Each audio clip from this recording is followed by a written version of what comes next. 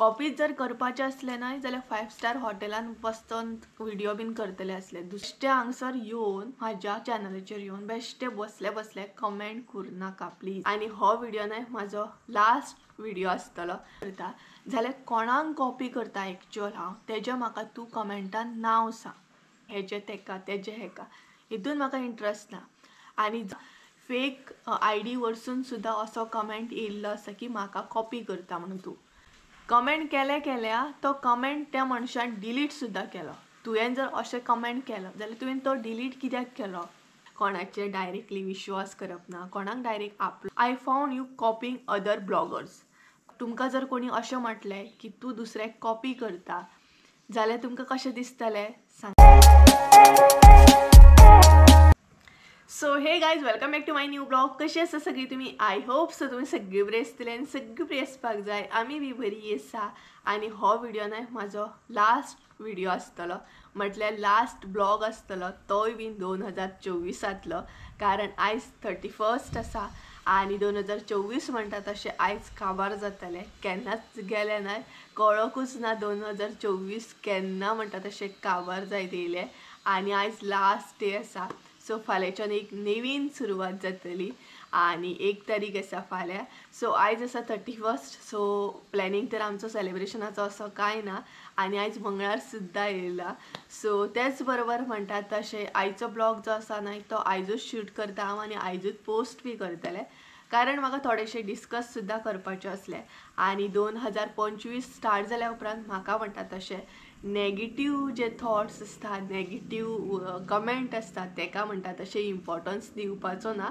सो म्हटलें चला आयज जे कितें आसा तें तुमचे बरोबर उलोवया, 2024तले थोडेशे मेमरीज जे आसा ते याद करया तुमचे बरोबर।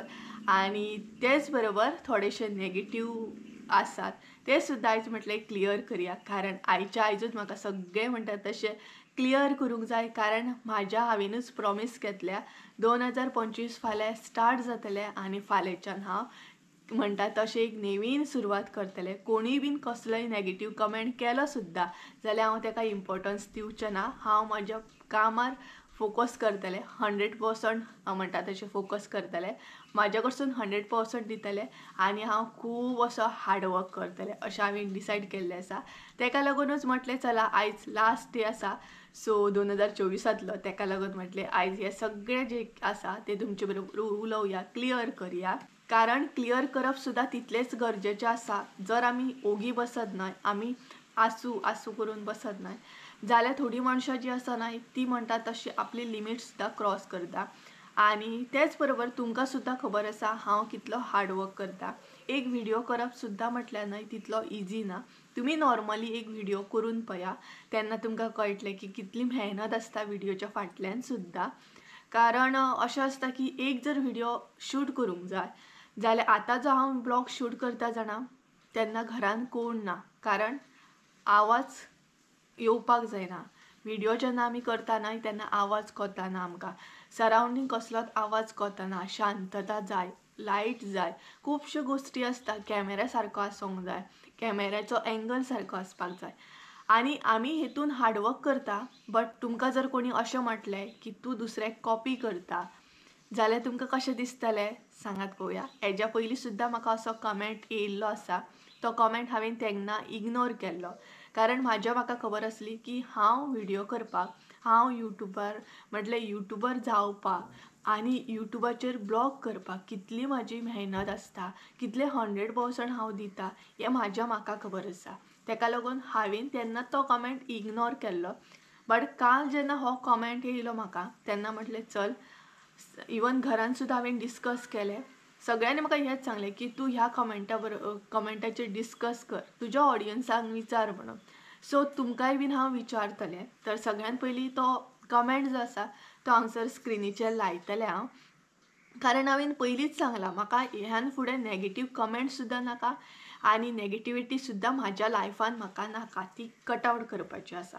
म्हाका म्हाज्या भितर आणि म्हाज्या फॅमिली भितर आणि म्हाजी जी मोग करपी मनशां आसा तेंच्या भितरूच हॅप्पी रावपाक जाय। सो हो पळयात हांगसर हांवें स्क्रिनीचेर तो कमेंट लायिल्लो आसा, सो तुमी बीन रीड करूं शकता। नांव हांव कोणाचेंच हांगसर घेवचें ना, जेणी कमेंट केला तेजें नांव हांव हांगसर दिवचें ना, कारण हांव म्हाज्या भितर तितलें पाडेपणां ना, तेका लागून.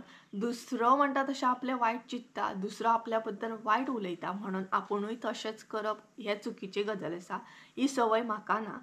तर हांव तो कमेंट जो आसा तो रीड करता. If one blogger is doing something then the other have to do the same. I have been watching your blogs over and I found you copying other bloggers' content for many time. Instead of that, create your own content. My dear, that will definitely work good.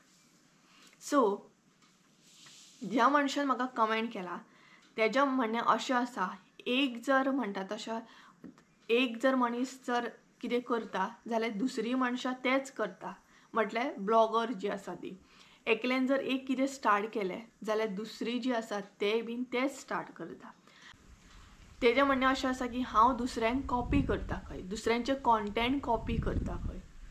सो म्हाका एक सांगा, म्हाका न्हय प्रॉपर 2 वर्सां जालीं ब्लॉगींग करता, हांव केन्ना कोणाक कॉपी करिना. आनी मनशाक कॉपी करपाक न्हय एक दीस तूं कॉपी करूं शकता, डेली कॉपी करपाक जायना. आनी म्हाज्या ऑडियन्सांक सुद्दां खबर आसतलें की हांव ब्लॉग कशें करता, म्हाजें ब्लॉगींग स्टायल कशी आसा, म्हाजी लायफस्टायल कशी आसा. आनी कॉपी करपाचें जर म्हाका आसलें ह्या कमेंटाचेर हांव उलयता कित्याक जाणा, हेज्या पयलीं म्हाका असोच कमेंट येयल्लो आसा आनी तो कमेंट न्हय फेक आयडी वरसून येयल्लो. हांव खरें सांगता, हांवें हेच्या बद्दल केन्नाच डिस्कस करूंक ना म्हाज्या चॅनलाचेर की म्हाका फेक आयडी वरसून सुद्दां असो कमेंट येयल्लो आसा की म्हाका कॉपी करता म्हणून तूं. हांव तें उलयना, कारण म्हाका तें गरजेचें दिसना, कारण हांव म्हाज्या कामाचेर फोकस करता, हांव म्हाज्या भितरूच हॅप्पी आसता. म्हाका हे जे नाकाले हे आसा ना, हेजे तेका तेजे हेका हितून म्हाका इंट्रस्ट ना. आनी जशें त्या कोणी तें कमेंट केला तेजें म्हणणें अशें आसा, एक ब्लॉगर जर एक गोश्ट करीत जाल्यार बाकीचे ब्लॉगरूय तेच कॉपी करता म्हणून. तर सांगपाक दुसरो कितें करता तेज्या लायफान, कोण कोणाक कॉपी करता हेतून म्हाका 1% सुद्दां इंट्रस्ट ना, कारण हांव म्हाज्या भितर खूब हॅप्पी आसा, म्हाज्या लायफान हांव खूब हॅप्पी आसा. सो म्हाका तितून इंट्रस्ट ना कोण कोणाक कॉपी करता. पर्सनली म्हाका कोणाचे ब्लॉग्स पळोवपाक सुद्दां टायम नासता. हांव जाणा हांव कशें बिजी वयता तें.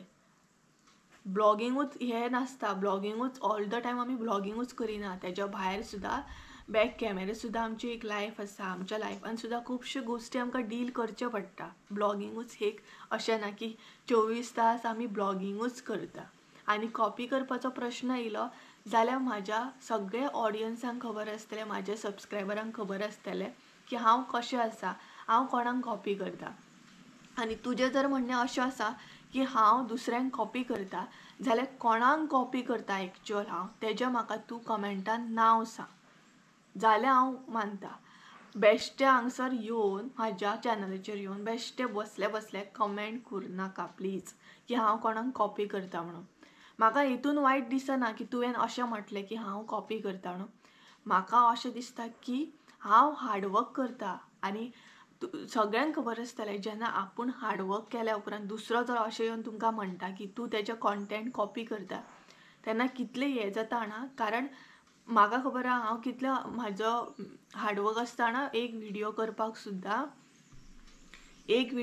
सुद्दां खूब हार्डवर्क लागता. तुमी म्हणटली हार्डवर्क कसलो, व्हिडियो करतना आवाज सुद्दां कसलो कोताना, सरावंडींग आवाज कोताना, खुबशे गजाली आमकां नोट करच्यो पडटा. आनी हांव केन्ना कोणाचें कॉन्टेंट कॉपी करिना. म्हाजें एक्चुअल जी गांवांतली लायफस्टायल आसा, हांव एक्चुअल जें आसा पळय तशेंच हांव आजून पर्यंत स्टार्टींग मेरेन हांव तशेंच आसा.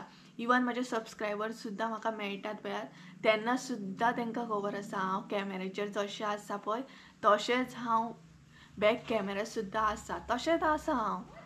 म्हाका म्हाज्या भितर एटिट्यूड बीन तसल्या गजाली ना आनी म्हाका दुसऱ्यांक ना दुसऱ्यांचे कॉन्टेंट कॉपी करून म्हाका तशें करपाचें ना. कारण हेच्या पयलीं म्हाका कमेंट येयला हांवें तो इग्नोर केलो, आसूं सोड म्हणून. बट हांव हांगसर बसल्या कोणाक कॉपी करिना, हांव म्हाजी मेहनत करता. कॉपीच जर करपाचें आसलें न्हय जाल्यार 5 स्टार हॉटेलान बसोन व्हिडियो बीन करतले आसले दुसऱ्यांक कॉपी करून. दुसऱ्यांक कॉपी जर करपाचें जाल्यार हाय फाय कपडे घालून दुसऱ्यांची लायफस्टायल हांव कॉपी करतलें आसलें, कळ्ळें न्हय. बट एक्चुअल माझी जी लायफस्टायल आसा तें हांव तुमचे बरोबर शेअर करता. कशें आमी हार्डवर्क करता, कशें आमची लायफस्टायल आसा. आनी म्हाज्या घरान तुमकां खबरूच आसा आमी दोगां मनशां आसा. कॉपी करपाचे गजाली आसले जाल्यार खुबशे कॉपी करूं शकता आसले, बट म्हाका दुसऱ्यांचे कॉपी करून म्हाका आयतें खावपाची केन्ना संवय ना. म्हाका आयतें खावपाचें ना. म्हाका मेहनत करून 4 पयशे कमोवपाची संवय आसा. अशें ना की बसल्या बसल्या दुसऱ्याचे मेहनती वयले आपूण खाल्ले ना. अशें म्हणनाका केन्ना कोणाक की कॉपी करता म्हणून. आनी कॉपीच जर करता न्हू जाल्यार कोणाचें एक्चुअल नांव आसा न्हय तें सांग. आनी दुसरी गजाल, कमेंट करतात ते करतात. जर तुमकां म्हणटात तशें अशें दिसता की आपूण हेका जर अशें म्हटलें जाल्यार हे कशें रिएक्ट करतले. कमेंट केल्या तो कमेंट त्या मनशान डिलीट सुद्दां केलो. तुवें जर अशें कमेंट केलो जाल्यार तुवें तो डिलीट कित्याक केलो, कित्याक म्हणून कमेंट केलो आनी कित्याक डिलीटूय केलो. तुका जर दिसता हांव दुसऱ्यांच्यो कॉपी करता जाल्यार तो कमेंट तुवें तसोच दवरूंक जाय आसलो. एक म्हटल्यार 2-3 मिनटांनी तो कमेंट न्हू डिलीट जालो. कमेंट हांव रीड करता, कमेंटूच ना जालो. आनी बरें जालें की हांवें ती स्क्रीनशॉट मारलेली म्हणून. हांवें स्क्रीनशॉट मारली बीन कित्याक म्हाका हेजे आन्सर दिवंक जाय आसलें. म्हाका खबर आसा की हांव न्हय कोणाक कॉपी करिना. जेन्ना आपूण हार्डवर्क करून दुसरो असो केन्ना कोणाक म्हणटा पळयात की तूं कॉपी करता दुसऱ्याचें कॉन्टेंट, तेन्ना न्हय हांगा लागता तें. कारण आपली मेहनत आसता.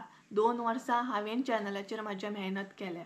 कोणाचें कॉपी करून मेहनत करूंक म्हटल्यार कोणाचें कॉपी करून हांवें तें नांव कमोवंक ना. हांवें स्वताच्या हेचेर नांव कमयलां. स्वताच्या हेचेर हांव मेहनत करता.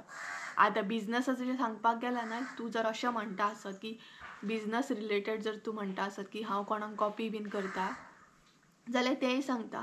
आमी केन्ना अशें डिसायड करूंक नासलें की युट्यूबाचेर येतली आनी तेच्या मागीर म्हणटा तशी बिजनस स्टार्ट करतली. केन्नाच आमी हें चिंतूंक ना. आमच्या तकलेन सुद्दां नासलें की आमी बिजनस स्टार्ट करतली म्हणून.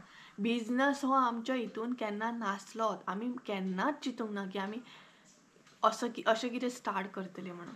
बट जेन्ना आमी रेसिपी घालपाक लागली तेन्ना खुबशे म्हज्या सबस्क्रायबरांक आमची म्हणटा तशी रेसिपी लायक जावपाक लागली. आनी जे कितें डीश करता तेचे कलर लायक जावपाक लागले. खुबश्या जाणांनी म्हाका रेसिपी मागली. तुमचो मसालो जो आसा तो शेअर कर, कसो कितें करता. म्हाज्या ऑडियन्सांक प्रॉपर खबर आसतलें हांव रियल उलयतां.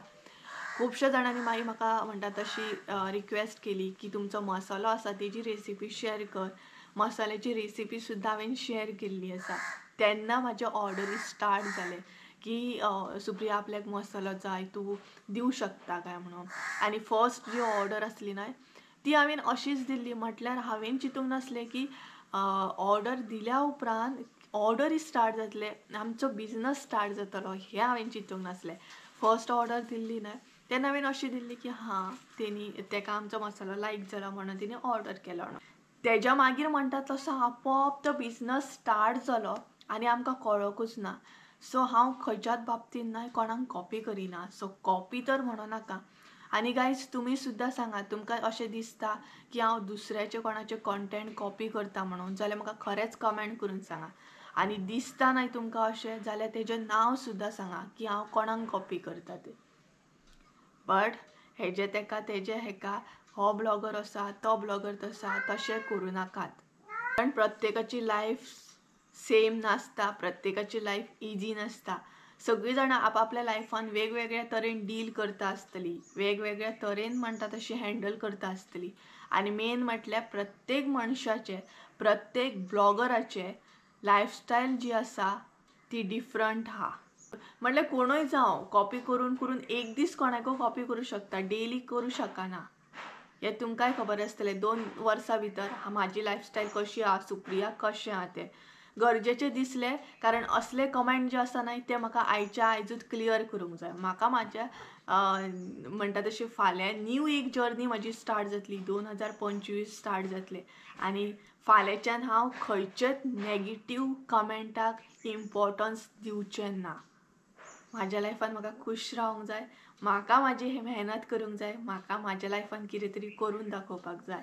आनी मम्मीचें नांव म्हाका वयर काडपाक जाय की म्हणजे तिका अशें दिसूंक जाय की पळय आपल्या चेडवान कितें तरी बरें काम केलें, बरें कितें तरी करता म्हणून म्हाजो फोकस हेजेर आसा की म्हाज्या मम्मीक म्हाका प्रावड फील करून दिवंक जाय. कळ्ळें ना. असले नेगेटीव कमेंटाक डील करपाची गरज ना. खुबशे सबस्क्रायबरांनी म्हाका कॉल करून सुद्दां सांगले, इवन मेळटा तेन्ना सांगतात म्हाका, कमेंट सुद्दां करता, सुप्रिया असले कमेंटांक कित्याक तूं इम्पॉर्टन्स दिता, कित्याक तूं घेवन बसता, असले लोकांक टायम सुद्दां दिवपाचो ना डिस्कस करपाक. बट म्हाका गरजेचें दिसलें, कारण तेणी म्हाका अशें म्हटलें की हांव कोणाक कॉपी करता म्हणून. तर हांव कोणाक कॉपी करिना. आनी फेक आयडी वरसून जे तुम्ही कमेंट करता पळयात तेंकाय बीन सांगता की म्हाका गरजूच ना तुमकां आन्सर दिवपाची. कळ्ळें ना, म्हाका गरजूच ना. सो कळ्ळें आसतलें, कमेंट तुमी रीड केलो आसतलो. तुमी फकत म्हाका इतलेंच सांगा की हांव कोणाक कॉपी करता. तुमकां अशें दिसता की म्हाजें कॉन्टेंट कॉपी जाता म्हणून प्लीज म्हाका कमेंट करून सांगा. कारण हांव तर स्टार्टींग पासूनच हांवें केन्ना कोणाक कॉपी करूंक ना. म्हाजें ओन हांव कितें तरी घेता, म्हाजें ओन हांव कॉन्टेंटाक लागून न्हय हांगा थंय वयता. सो कळ्ळें आसतलें तुमकां. सोडून घाला, कमेंटाक हांवें आन्सर दिले. तर म्हाजे अशे थोडे जे आसा ते मेमरीज हांव शेअर करता तुमचे बरोबर. 2024 कशें आसलें आनी तुमचो कितें प्लॅन आसा. आयज पार्टी बीन आसा की ना. आमची पार्टी ना, कारण आयज मंगळार येयला आनी तुमकां खबर आसा मंगळार म्हटल्यार कशी आमी सामकी शिवराक. सो आमगेर कांय प्लॅनिंग नासतलो आयज. आनी फाल्यां आमी न्यू मसालो लॉन्च करपाची आसा. तुमी एक्सायटेड आसा की ना. ऑलरेडी तो मसालो बुकींग सुद्दां जालो, कारण म्हाका सबस्क्रायबरांनी कॉल करून करून थोडो मसालो बुकींग सुद्दां केलो. तर तुमी एक्सायटेड आसा न्हय. फाल्यां लॉन्च करपाचें आसा हांव. फाल्यां एड ऑन जातलो एक मसालो, तेज्या मागीर सेकेंड बी जातलो, सगळ्यान पयलीं एक जातलो. सो फाल्यां तेजो ब्लॉग येतलो, पळोवपाक विसरूं नाकात तुमी. तर तेज्या भायर मेमरी पळोवया आतां. मेमरी सांगपाक गेले 2024 म्हाका खुबशे गजाली दिले, खुबशे गजाली दिले. 2024 हांव केन्नाच लायफान विसरचें ना. हांवें खुबशे कितें अचीव केलें आनी अचीव करपाक न्हय हांवें 2024 स्टार्ट जाली म्हाजी एक बिजनसान न्यू जर्नी स्टार्ट केली. जाली म्हणटा तशी बिजनसान हांवें थोडेशे गजाली शिकले, थोडे गजाली हांव शिकताय बीन. 2024 खुबशे गजाली दिले म्हाका. इतले बरे गजाली, इतले बरे मेमरीज आसा जाणा. खूब लक्की आसलो आनी खुबूच. पूण कितल्याय बेगिना काबार जालो न्हय. वर्सां रोखडी काबार जाता. फाल्यां 25 स्टार्ट जातले. तुमी कितें चिंतला न्यू वर्स स्टार्ट जाल्या उपरांत कितें करतली. हांवें तर चिंतला की नवीन वर्स जेन्ना येतलें तेन्ना हांव खूब मेहनत करतलें, हेच्याकून डबलीन मेहनत करतलें आनी म्हाजें 100% दितलें. आनी असले जे आसतात न्हय तुमकां डिमोटिवेट करपी तेंकां हांव केन्नाच फोकस करचें ना. म्हाजो फोकस फकत इतलो आसा की म्हाका कितें तरी करपाचें, म्हाका मेहनत करपाची, म्हाका म्हाजें नांव वयर काडपाचें आनी सुप्रिया कशें आसा हें म्हाका दाखोवपाचें आसा. सो अशें म्हाजें तकलेन आसा. सो तुमची ब्लेसिंग्स म्हाका अशीच आसुनी. आनी 2024 आमी म्हणटा तशी तुमी बीन पळयल्या ब्लॉग्स म्हणटा तशें कशें आसले, कितें आसलें, आमी खंय गेली, कशें कितें एक्सप्लोर केलें, कशें 2024 केलें हें तुमी सगळ्यांनी पळयलें. बरें आसलें न्हय 24, खूब बरें आसलें. आनी तुमी म्हाजेर मोग करता म्हणूनय खूब बरें दिसता. 2024 म्हाका हें सुद्दां शिकयलें की मनशां वळखोंक शिकयली म्हाका. कारण म्हाजो एक स्वभाव आसा की मातशें म्हाज्या वांगडा कोण बरी उलोवपाक लागली न्हय का म्हाजे सिक्रेट सगळे हांव शेअर करता. आनी हांव न्हय मनशांचेर रोखडो असो विश्वास करपाक लागता. सो तेंय बीन हांव शिकलें की रोखडेंच म्हणटा तशें कोणाचेर विश्वास करूंक जायना. कारण खुबशीं अशीं मनशां म्हाका गावलीं ती अशी प्रिटेंड करतात की ती आपलीच आसा. तेंकां अशें म्हटल्यार म्हाजेंच म्हण या कोणाचें बरें जाल्लें जाय अशें म्हणून प्रिटेंड करतात. म्हणजे हां तुजें जर बरें जाता न्हय जाल्यार आमी खूश आसा. बट ती एक्चुली खूश नासतात आनी मागीर ती तुज्याच फाटल्यान म्हणटा तशें लायक हे करपाक स्टार्ट करतात. सो अशीय बीन मनशां आसात आनी हे गोश्टी हांव 24 शिकले की बाबा कोणाचेर ट्रस्ट करपाक जाय, कोणाक आपलो म्हणपाक जाय. थोडी अशी आसता की आपली आपली म्हणून दाखयतात आनी मागीर फाटल्यान वेगळेच रूप आसता तेंचे. सो हे बीन शिकले, असले गजाली हांव डील करपाक शिकले, कारण म्हाका तो एक्सपिरियन्स थोडोसो नासलो की बाबा कशें कितें डील करपाक जाय. म्हाका अशें दिसतालें की सगळीं मनशां बरीं आसता, सगळीं मनशां आपलीच आसता, बट थोडी अशी आसता की तुमचे सिक्रेट जे आसता तुमकांय बीन सांगता. सो तुमी सुद्दां अशें करूं नाकात जशें हांव करतालें, कारण बरी उलोवपाक लागली काय म्हाजे सगळे सिक्रेट हांव शेअर करतालें. जें कितें म्हाज्या मनान आसा न्हय तें हांव शेअर करतालें. बट थोडीं जाणां मनशां तेजोच फायदो घेतात मागीर, म्हणजे आमी सगळे गजाली शेअर करता आनी तेजो मागीर ती न्हय की अशें करता मागीर तोच वीक पॉयंट धरतात तुमचो आनी तेजोच फायदो घेता. हे गजाली मात हांवें हें केलें की 24 की कोणाचेर डायरेक्टली विश्वास करप ना, कोणाक डायरेक्ट आपलो मनीस म्हणप ना. तुमी जर चड करपाक लागत न्हय म्हणजे तुमच्या सायडीनसून चड अशें कितें रिस्पेक्ट जाता, वेल्यू दितात दुसरे, जाल्यार तो मनीस फुडलो मनीस तुमकां रिस्पेक्ट दिना मागीर. सो ओवर रिस्पेक्ट सुद्दां न्हय थोड्यांक दिवप नासता. सो हे गजाली खुबशा हांवें ह्या वर्सान तर हे केले आनी म्हाज्या भितर खुबशे गजाली हांवें चेंजीस केले. कशें कितें स्ट्रॉंग रावूंक जाय, कशें कितें स्मार्ट रावूंक जाय, हे सगळे गजाली हांव शिकले. सो तुमकांय बीन सांगता खंयच्याच मनशांचेर डायरेक्ट ट्रस्ट करूं नाका. थोडीं तुमचीं मनशां अशींय बीन आसतात जी तुमचे बरोबर बरी उलयतली, बरी पॉलिश करतली, तुमकां सगळें तुमचे कडसून काडून घेतली जें जें मनान आहा तें, आनी मागीर तुमच्याच फाटल्यान तेच वीक पॉयंट घेवन तिसऱ्या मनशाक सांगतली. तिसरो मनीस मागीर आनीक सांगतलो आनी तुमचे जो वीक पॉयंट आसा तेजी मागीर खंय ना खंय फकाणां जातली. सो अशे गजाली आसतात. त्या तरेन म्हाजे 2024 गेले. खुबशे गजाली बरे बरे 2024 दिले म्हाका. तुमचो सपोर्ट दिलो, तुमचो मोग दिलो, म्हाजो बिझनस म्हणटा तशें बऱ्या तरेन हें जालो. मागीर म्हणटा तशें ह्या वर्सान म्हाजे सबस्क्रायबर्स सुद्दां खुबशे म्हणटा तशें कंप्लीट जाले.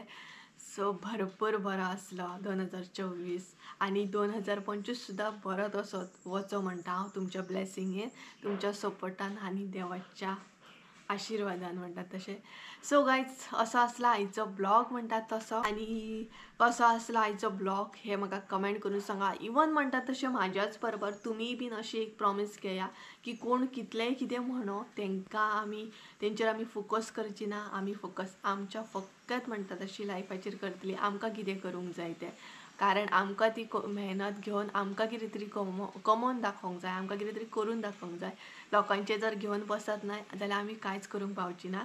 आनी आमी जर कांयच करूंक ना जाल्यार लोकांक एक फायदो जातलो की पळय तेणी हार मानली म्हणून. सो आमी आमच्या लायफान हार मानपाची ना. एक मोटिवेशन म्हणटा तशें एक मोटिवेट जावया आमी. हांवूय जाता, तुमी बीन जाया.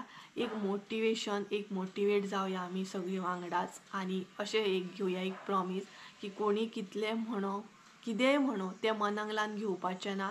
आमकां खबर आहा की आमी करूं शकता, आमी करूं शकता, आमी करूं शकता, आमी आमचो 100% दिवं शकता म्हणून. आनी तुमकां खबर आसतली तुमच्या भितर कितली कॅपेसिटी आहा करपाची, ती कितली पावर आसा ती सगळी पावर लायात आनी कितें तरी बरें करून दाखया.